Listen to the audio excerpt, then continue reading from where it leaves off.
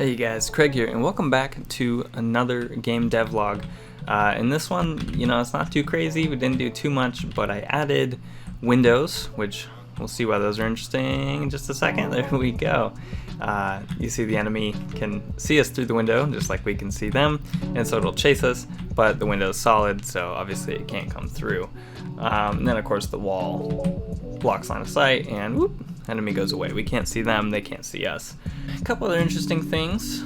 I have the inventory up here on the top left side of the screen, and we can add both our windows and our blocks to the inventory and can scroll through them with the mouse wheel.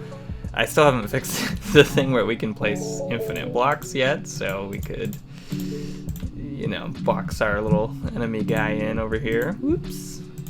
And now he's in our own little viewing pen.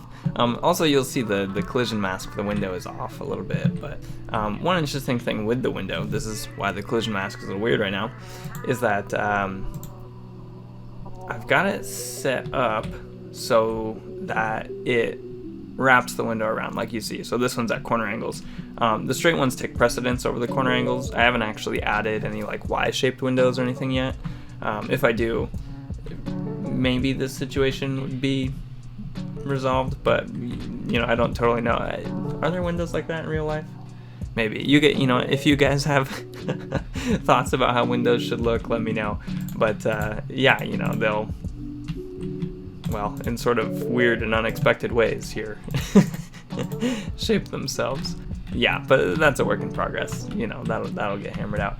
Another thing is I gave the player the ability to attack the enemy. So if we let him out here, the braking animation's not quite right, but again, that's something did right on. Yeah, we can now fight the enemies. I guess the next steps would be to refine the windows a little bit.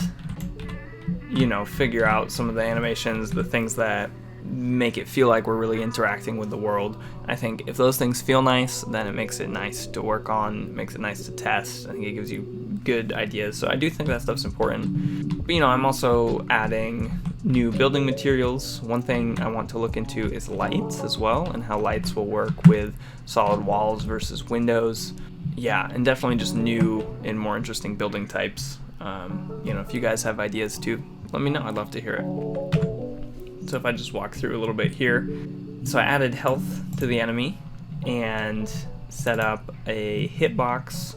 It does damage if it's from the player, and gave the player the ability to attack here. It just creates a hitbox somewhere around the player. I actually explained in a tutorial recently how to do all this stuff, so if you guys think that's interesting, you want to add melee attacking to your games, definitely check that tutorial out. I can link it.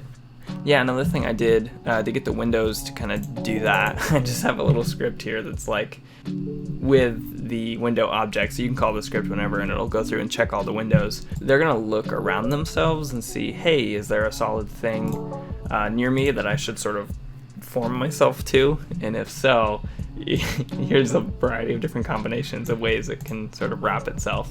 And like I said, the sprites, they don't have any Y shapes at this point. It's just straight or corners, which is why I was, some of the behavior looked a little bit weird.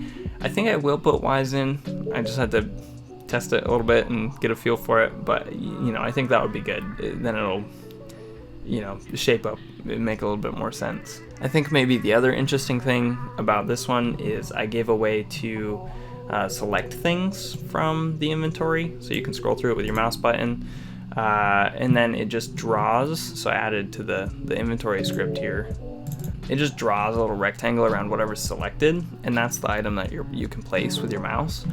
I might add this to the inventory tutorial I've been working on, because it is kind of handy to be able to select things from an inventory. You don't just have them, but you can also use them. So, you guys stay tuned for that. Yeah, and as always, if you have any questions, you want to know how something's done, you want to see a tutorial on it, definitely just leave a comment down below and I can do that. So, thank you guys for watching, and I'll see you in the next one.